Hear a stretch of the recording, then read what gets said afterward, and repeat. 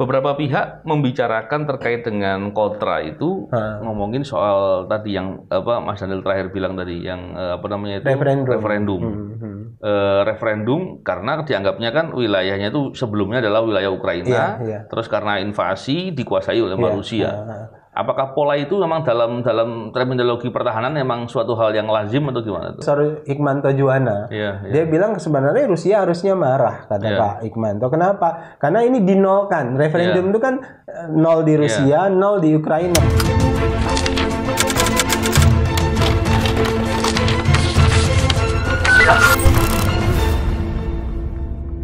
Bismillahirrahmanirrahim. Assalamualaikum warahmatullahi wabarakatuh. Salam integritas, anti korupsi. Alhamdulillah, hari ini saya berkesempatan berbincang dengan kawan lama. Udah kawan lama tidak ketemu pula. Jadi kangen juga dan kita pengen bincang-bincang banyak. Oke. Mas Daniel Anjar Simanjuntak. Saya takut salah sebut. Gimana Mas? Alhamdulillah Mas. Alhamdulillah. Assalamualaikum. Waalaikumsalam warahmatullahi wabarakatuh. Mas Daniel kelihatan lebih keren hari ini. Bang Novel juga tambah keren. Tambah keren ya. Kepalanya makin mantep. Rambutnya lagi saya potong habis. Iya, kerenan gini loh Bang. Kerenan gini ya. Kayak Vin Diesel. Mas Daniel. Ya. Mas Daniel kan juga sebagai juru bicara Pak Prabowo, Menteri Pertahanan. Beberapa waktu yang lalu itu ada di pembahasan tentang pidato Pak Prabowo, Pak Menhan di Singapura. Iya. Mengenai upaya perdamaian antara Rusia dan Ukraina. Banyak yang membincangkan. Tapi secara pribadi, saya melihat pidatonya keren. Cuman, namanya pandangan ya, kan ada yang punya pandangan pro dan kontra dan lain-lain. Tapi memang kita tahu bahwa Indonesia tentunya dalam konstitusi, dalam pembukaan Undang-Undang Dasar akan berpartisipasi dengan dalam perdamaian dunia. Perdamaian dunia ya, berpartisipasi dengan aktif.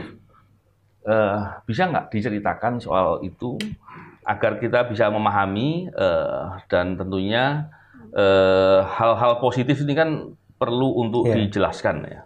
Jadi Bang Novel itu disampaikan Pak Prabowo dalam forum diskusi. Jadi disclaimer saya yang harus disampaikan adalah itu adalah forum diskusi informal. Brainstorming lah, jadi bukan forum formal, misalnya forum-forum PBB atau kalau di pertahanan tuh ada ADMM gitu, itu bukan forum resmi tapi forum diskusi, forum brainstorming para elit sektor pertahanan, termasuk para menteri pertahanan, pertahanan Amerika datang, menteri pertahanan China datang, dan menteri pertahanan negara-negara ASEAN dan negara-negara Eropa. Jadi itu pertama. Jadi sehingga itu punya kesempatan untuk mengeksplorasi pandangan masing-masing menteri pertahanan dan setidaknya juga mengutip tentu sikap dan komitmen negara masing-masing. Nah, itu yang disampaikan oleh Pak Prabowo. Nah, salah satu yang jadi atensi dari Pak Prabowo itu adalah masalah perang dingin nih, antara kalau tidak mau sebut perang dingin ya sebut potensi konflik antara China dan Amerika Serikat. Nah, itu disampaikan oleh Pak Prabowo. Pak Prabowo menyebutkan bahwasannya beliau percaya bahwasannya Amerika dan China pasti punya kearifan untuk tidak memulai perang sehingga itu bisa berdampak kepada seluruh dunia. Jadi ini berulang kali disampaikan Pak Prabowo ke setiap pertemuan dengan Amerika dan China. Nah, kemudian Pak Prabowo selalu memberikan contoh, Bang. Contoh itu adalah Asia dan Eropa kan sudah lama pernah menjadi daerah konflik, terutama Asia. Betul. Indonesia kita pernah diinvasi, dijajah, kemudian negara-negara seperti Kamboja, Vietnam mereka diinvasi berulang kali, dijajah, jadi tahu penderitaannya seperti apa. Tapi kemudian on the end, di akhirnya mereka selalu bisa menyelesaikan itu, kemudian berusaha cari solusi yang terbaik. Nah, itulah yang ingin disampaikan oleh Pak Prabowo. Nah, termasuk terkait dengan Rusia dan Ukraina, Ukraina dan Rusia. Karena perang antara Ukraina dan Rusia ini sudah lebih dari 1 tahun, Bang. Betul. Dan lebih dari tahun, bahkan 1 tahun, bahkan Pak Jokowi pernah berusaha datang langsung kepada Presiden Zelensky, kemudian datang langsung kepada Presiden Putin untuk kemudian membuka pintu dialog. Memang fokus Pak Jokowi pada saat itu ingin memastikan supaya cadangan pangan dan sebagainya itu tidak terganggu, tidak berdampak. Nah, apa yang disampaikan oleh Pak Prabowo di forum ISS Shangri-La Dialog di Singapura kemarin itu kepanjangan dari sikap Pak Jokowi tersebut. Selain memang landasannya adalah konstitusi. Jadi Pak Prabowo menyampaikan 5 poin penting kepada, atau sering disebut oleh media sekarang resolusi Prabowo. Nah, resolusi ini menawarkan perdamaian kepada kedua belah pihak. Nah, yang jadi polemik kan adalah isi dari resolusi itu.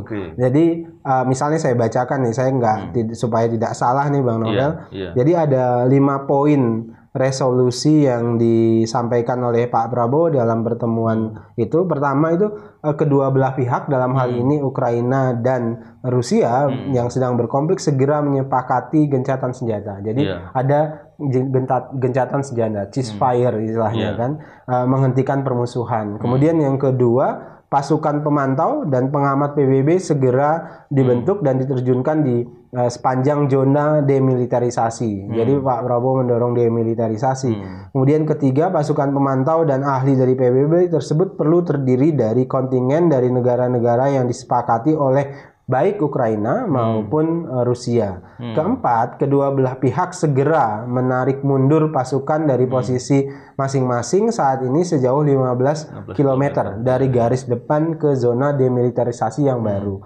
Kemudian kelima, PBB segera mengorganisir dan melaksanakan referendum di wilayah yang menjadi sengketa untuk memastikan secara objektif aspirasi mayoritas dari penduduk di wilayah-wilayah tersebut. Nah, poin inilah yang kemudian menjadi ada yang setuju, ada yang tidak setuju. Kami melihat yang tidak setuju ada 2 hal. Pertama, tidak paham apa yang disampaikan oleh Pak Prabowo. Kemudian kedua, ya biasa motif politik begitu, asal berbeda saja begitu. Nah, itu 2 hal itu. Tapi yang jelas apa yang disampaikan oleh Pak Prabowo di forum itu adalah sikap konstitusional kita. Itu sikap ingin mendorong perdamaian, dan itu yang dilakukan oleh Pak Prabowo dalam forum itu. Terlepas misalnya ditolak atau diterima. Kan yang namanya resolusi bisa diterima, bisa ditolak. Walaupun Bang, akhirnya kan Pak Prabowo ketika sampai di Indonesia itu mengundang Dubes Rusia, Dubes Ukraina untuk menjelaskan sikap Pak Prabowo tersebut, untuk menjelaskan resolusi Pak Prabowo tersebut. Keduanya bisa menerima dan bisa memahami penjelasan-penjelasan Pak Prabowo. Tapi yang jadi catatan, kalaupun tidak setuju, ini kan ruang yang luas untuk memulai dialog. Itu catatannya. Jadi catatannya ada 5 resolusi itu. Kalau kemudian misalnya Ukraina tidak setuju di mana, Rusia tidak setuju di mana, itu bisa membuka ruang dialog. Yang penting sekarang hentikan perang, mulai proses dialektika atau dialog untuk perdamaian. Betul. Apalagi sekarang dengan waktu yang setahun lebih perang, pasti dampaknya kemana-mana. Betul, dampaknya kemana-mana, Bang. Secara ekonomi, Eropa tentu berdampak, bahkan ke Asia, karena kedua negara adalah produsen utama gandum kan. Nah, pangan ini agak terganggu pasti. Pupuk juga kita itu dari sana. Jadi dampaknya luar biasa. Apalagi kemudian kalau eskalasi perang ini semakin meninggi. Bang Novel tahu Rusia punya nuklir, kemudian apalagi Eropa kemudian ikut terus-menerus, Amerika ikut terus. Jadi Pak Prabowo itu berharap begini, ini saya tidak ingin bicara siapa yang salah, siapa yang benar. Karena kalau bicara siapa yang salah dan yang benar, maka sikapnya nggak akan selesai. Maka sikapnya akan seperti Amerika, akan seperti Eropa, atau seperti Korea Utara yang mendukung Rusia gitu. Pak Prabowo tidak dalam posisi itu.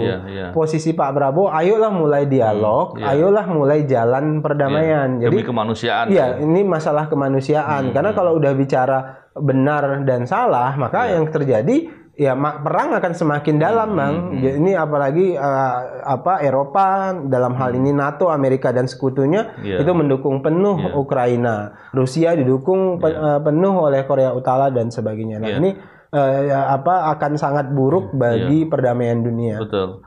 Beberapa pihak membicarakan terkait dengan kontra itu, ngomongin soal tadi yang Mas Daniel terakhir bilang tadi, yang itu referendum. Referendum karena dianggapnya kan wilayahnya itu sebelumnya adalah wilayah Ukraina, terus karena invasi dikuasai oleh Rusia.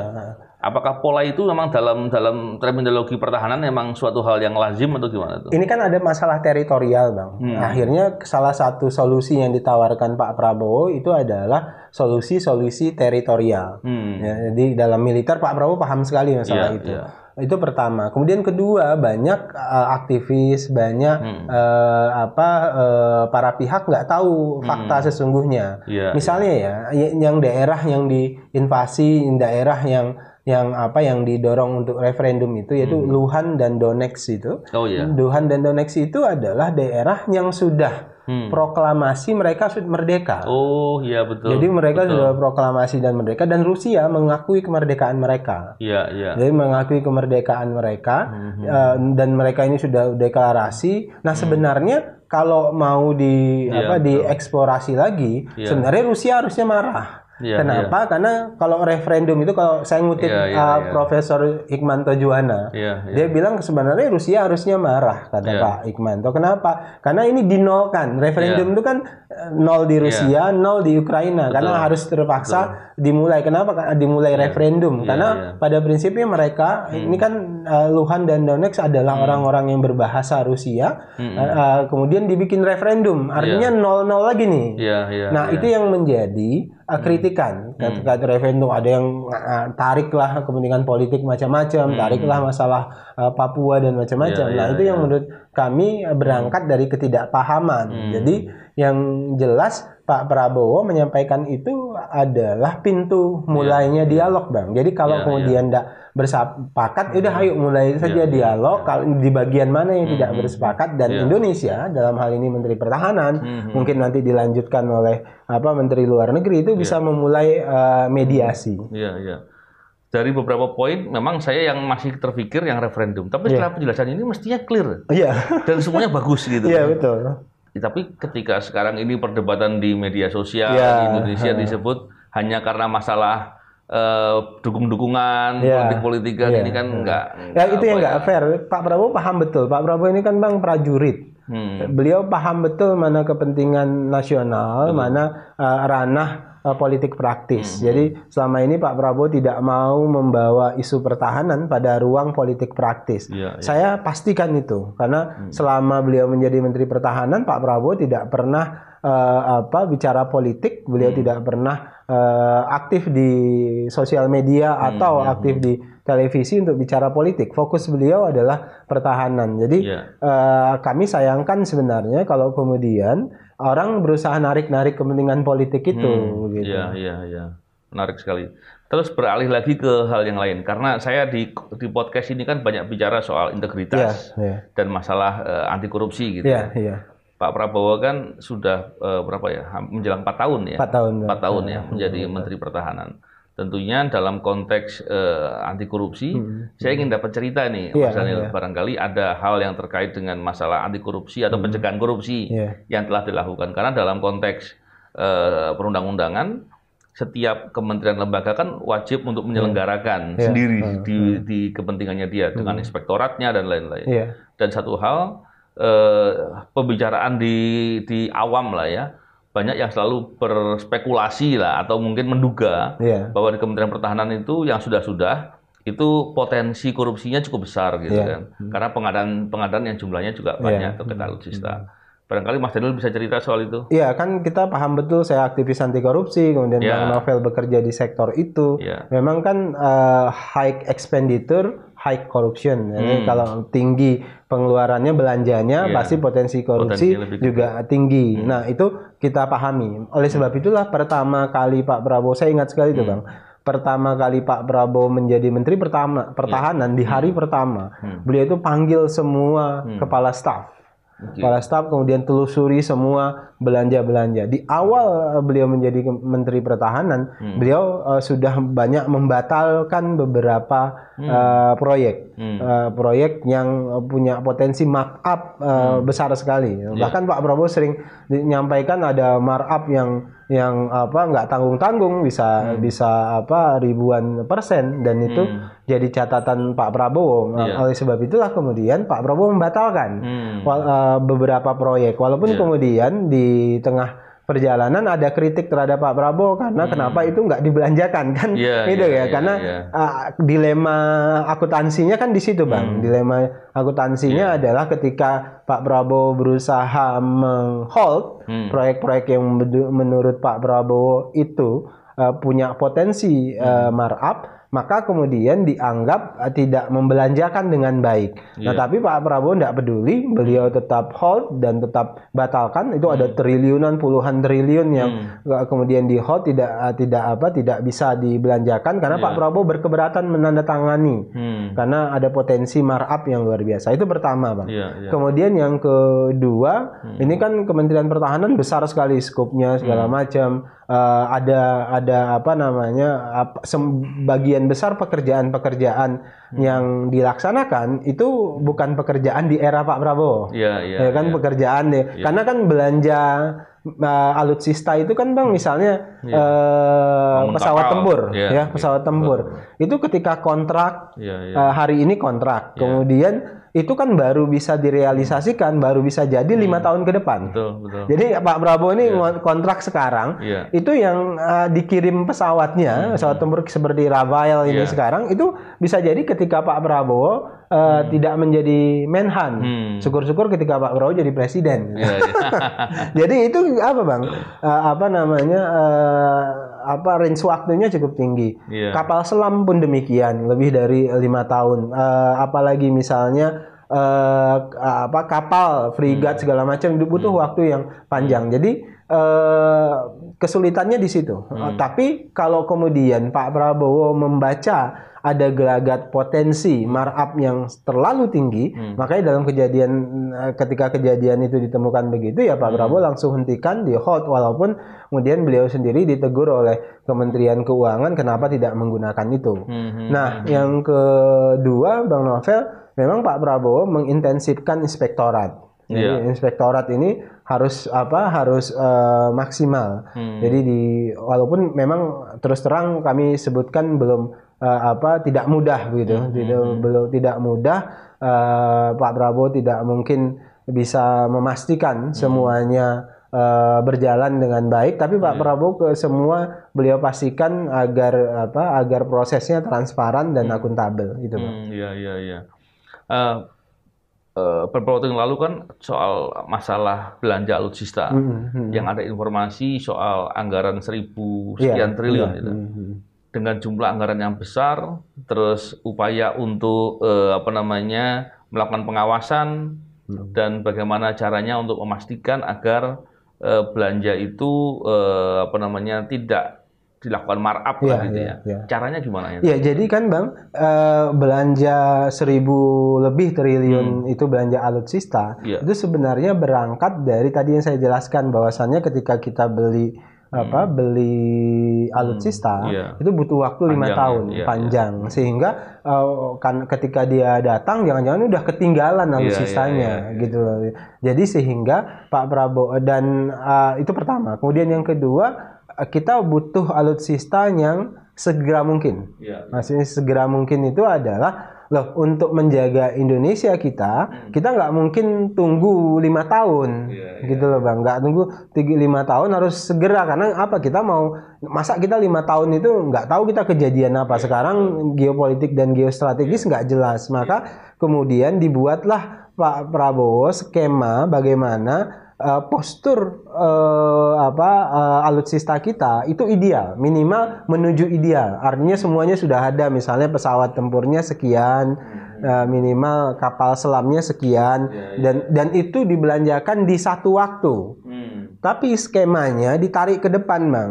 Artinya ini kan skemanya ditarik ke 25 tahun ke depan. Artinya untuk kebutuhan 25 tahun kita belanja hari ini.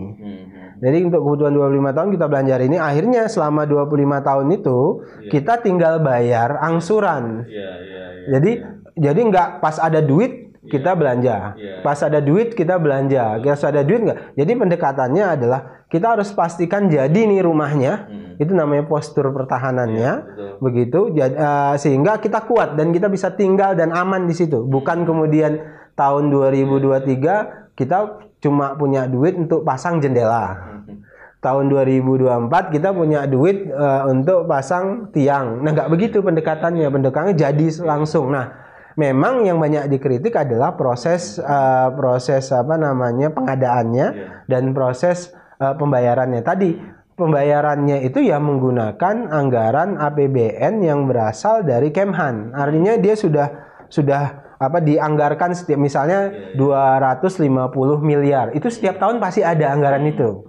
Sehingga itulah jadi cicilan nanti menjadi selama 25 tahun. Jadi selama 25 tahun itu kita tidak beli alutsista lagi, kita cuma melakukan harwat, perawatan dan macam-macam itu. Nah, proses proses pengawasannya itu tadi kita bahkan kemarin kami undang KPK kan, kemudian undang BPK untuk melakukan pengawasan terhadap itu, dan Pak Prabowo terbuka untuk pengawasan kedua institusi negara tersebut. Iya, menarik sekali itu. Memang betul kalau nggak dibikin rancangan secara komprehensif dulu, nanti tadi bangun jendela, bangun tiang, betul, pintunya lupa. Bang. Jadi Pak Prabowo ingin satu inilah udah jadi langsung, ya sudah kita bayar 25 tahun itu, 25 tahun itu kita udah nggak beli baru, tapi kita sudah mulai perawatan sambil kemudian kan prinsip Pak Prabowo gini dalam belanja alutsista itu. Pertama dia harus akuntabel dan transparan. Kemudian kedua, dia harus menjadi alat diplomasi pertahanan. Kemudian ketiga, dia efektif dan efisien. Transparan dan akuntabel ya, Bang Novel tahu persis apa yang dimaksud. Kemudian kedua, diplomasi pertahanan. Jadi harus dalam rangka itu bisa menambah kekuatan kita, menambah dukungan kita dari luar negeri. Misalnya kenapa Paris gitu, kenapa Prancis? Ternyata yang paling siap untuk transfer teknologi dan yang paling siap buat pabrik di Indonesia misalnya itu adalah Prancis, Rafale itu. Jadi ya sudah, ini banyak manfaat karena ke depan kita ingin menuju kemandirian alutsista, Bang. Walaupun tentu kan tadi saya sebutkan ini kita sudah terlambat sekali, dan Pak Prabowo ya harus memulai, karena kalau kemudian kita ngeluh terus ini terlambat ya sudah nggak ada yang mulai. Nah, Pak Prabowo mulai saja. Jadi ada transfer teknologi, kemudian ada dukungan negara setempat, gitu. Karena jangan sampai kasus kita dengan Amerika kan, beli pesawat tempur, kemudian diboikot diembargo oleh Amerika, kemudian kita nggak bisa gunakan pesawat kita, gitu. Jadi pastikan diplomasi pertahanannya itu baik. Makanya Pak Prabowo keliling kan ke negara-negara Eropa segala macam, apalagi kan Prancis adalah negara NATO, kemudian dia punya hubungan baik dengan Amerika begitu. Tapi juga Pak Prabowo kan punya hubungan baik juga dengan China. Jadi semuanya kalau istilah mengutip Bung Hatta dulu, ini kan mendayung di antara dua karang. Karena diplomasi kita ya mendayung di antara dua karang. Kita tidak berpihak ke karang satu atau karang dua. Kita kita mendayung di antara keduanya. Ketiga, efektif dan efisien, Bang. Efektif dan efisien itu terkait dengan dia ekonomis nggak, harganya sesuai nggak. Karena perawatannya juga. Iya, perawatannya. Karena gini, Bang, betul. Karena masalahnya adalah dulu kita ketika belanja alutsista itu pakai agent. Nah, sekarang Pak Prabowo langsung potong, akhirnya G2B. G2B karena sana bisnis kan rata-rata kan kalau Perancis, tetapi juga kemudian berkomunikasi tentu dengan G-nya kan. G2, jadi nggak ada lagi tuh agent. Nah, kadang-kadang motong harga juga. Betul, motong harga dan kemungkinan korupsi motong potensi markup. Makanya banyak calo-calo alutsista itu marah luar biasa dengan Pak Prabowo.